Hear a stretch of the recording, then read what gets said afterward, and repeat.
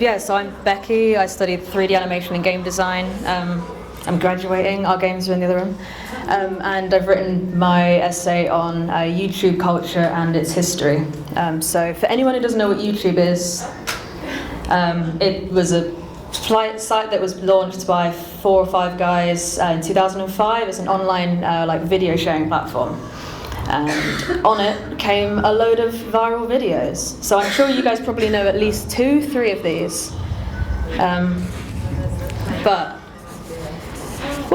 Sorry, I need to find all my notes, everything. I dropped my book. So virality. So YouTube kind of paved this whole way for videos to be constantly shared. In days before, you could only really see videos in the cinema or on television, whereas now you've got your phone out, everything is kind of animated and everything. So a woman called Limor Schiffman defined virality as a single cultural unit that's spread by multiple agents and is viewed by millions, which is, in other words, it gets shared a lot and a lot of people see it. So in particular, I'm going to be looking at Cyriak Harris, who is... I can't see where my mouse is on here. That's very confusing. Well, it doesn't play, so that's fine. So Cyriak Harris, he does a lot of very trippy kind of bouncy, weird cow videos, and I wish it would play. That's very annoying. It should have done.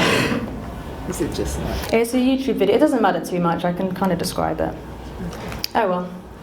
What are you on YouTube? No, fine.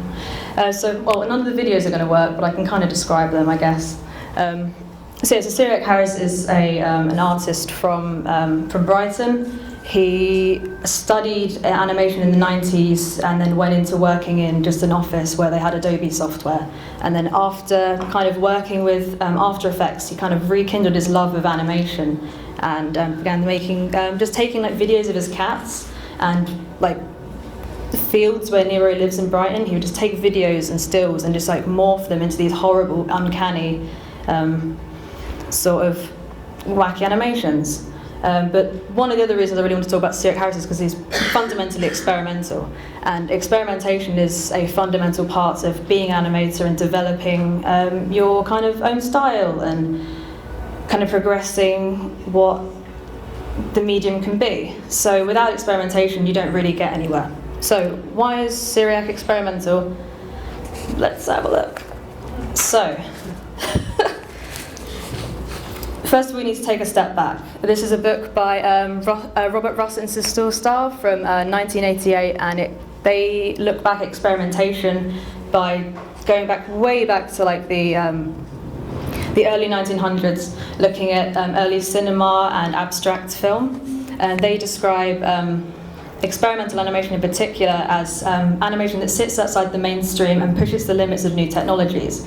So they describe things like when they were first making films and things, they would take the reels of film and then they would scratch on them and then run them back through and see how they would look. And through doing that, they learned that actually you can edit film a lot better. And then so it's in the same way that, Citizen Kane, when that came out, all the shots in that were very, very strange for the time, but when you look back at it now, it completely revolutionized the way that frames have been shot and storytelling is now done in film. And another book, I'm very sorry, Lily, is Lily Husband's lovely book that was released this year. And some of the tendencies of experimental animation put forward by Peter Taberham, which I've Paul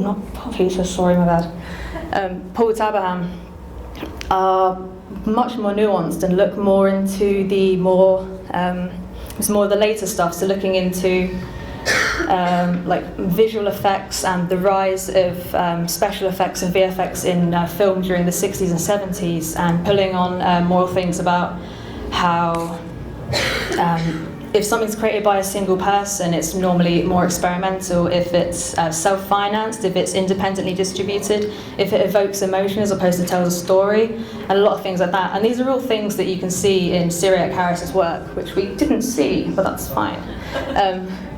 So a lot of his work is self-financed. He does it all in this room for fun, and it is just done by him. And it's all distributed via YouTube, which is why YouTube is such an interesting platform now.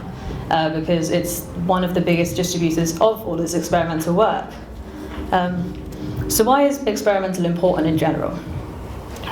So this is, we're not going to be able to watch this, but this is a great film, so please note this down.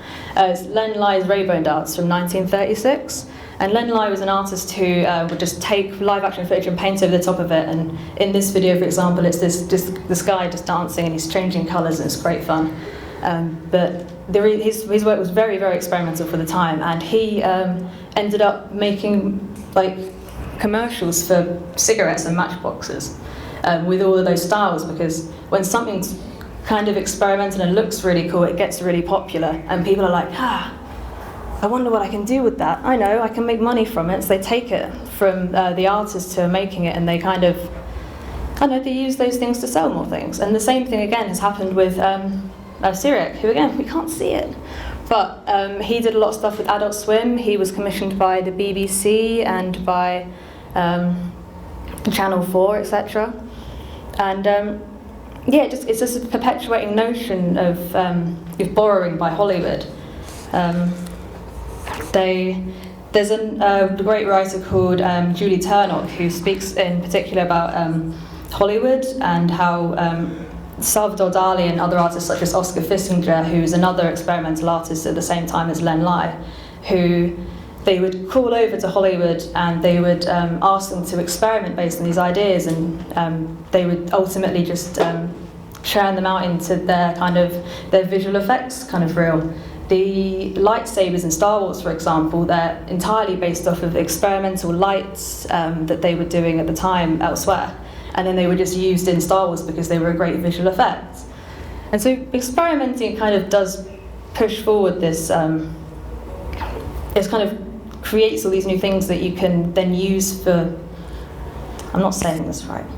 It's very good at just like creating new things and developing things into the future. So why does any of this matter? Ultimately, studying things like looking really in depth into Cyriak in particular and into like these nuanced little parts of YouTube isn't particularly that important. You don't really, it's not like I'm going to sit here and go, everyone has to say that Cyriak is the best artist on YouTube, because he's not really. Well, he is, maybe.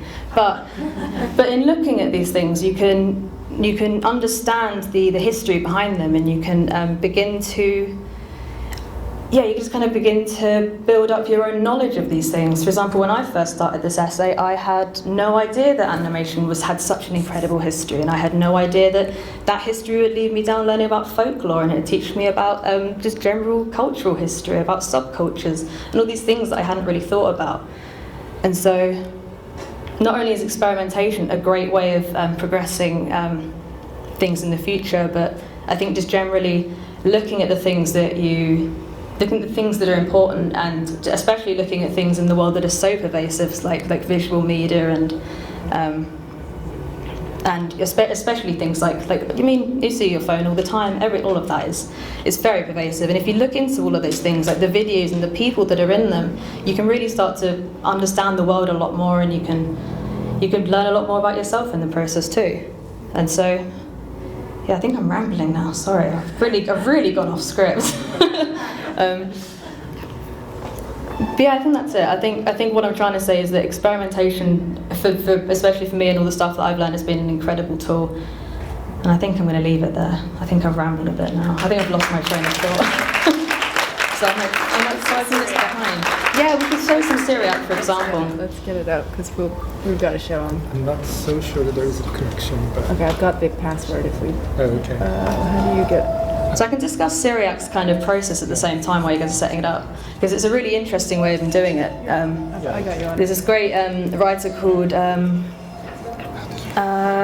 Manovich, who speaks a lot about how the digital, the way that when you get given a computer, it now comes with like software that allows you to edit videos. So, for example, you automatically get Movie Maker, and you sometimes get, like, if the YouTube now comes with an editing software built within it, so everyone is a video editor, no matter what. And so making videos of this, like, his videos are obviously very, very, like, specific and very nuanced, but anyone can make these things now, and it means that you've got this abundance of culture online.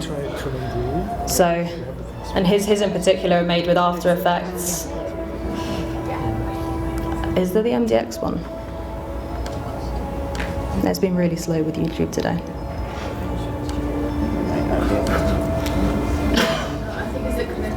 Yeah, I think it's. Will everyone write down Cyriak Harris and just give it a watch? It's definitely worth it. Yeah, I'm sorry, this is... Oh, there we go. Yeah, cows and cows and cows. Oh, come on. It just did it. No, it's a very dodgy connection, I think. It almost worked.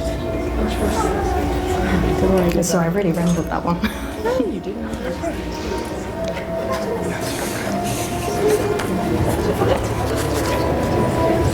I'm sorry I called him Peter as well. You won't mind. The amount of times I wrote that in my essay. Huh? I know. It's fine, everyone can hear me. Sorry.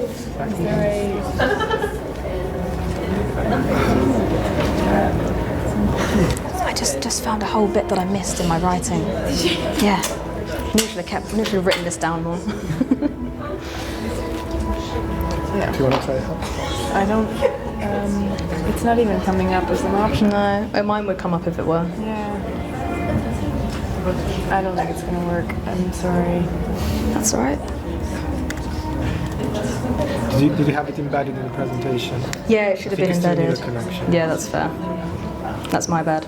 No. I did download them all, but it wouldn't let me implement them on my one. Yeah, I think it's... We're going to be here That's for so ages. good. Alas. Sorry, we can't get on the internet. But thank you for listening, guys.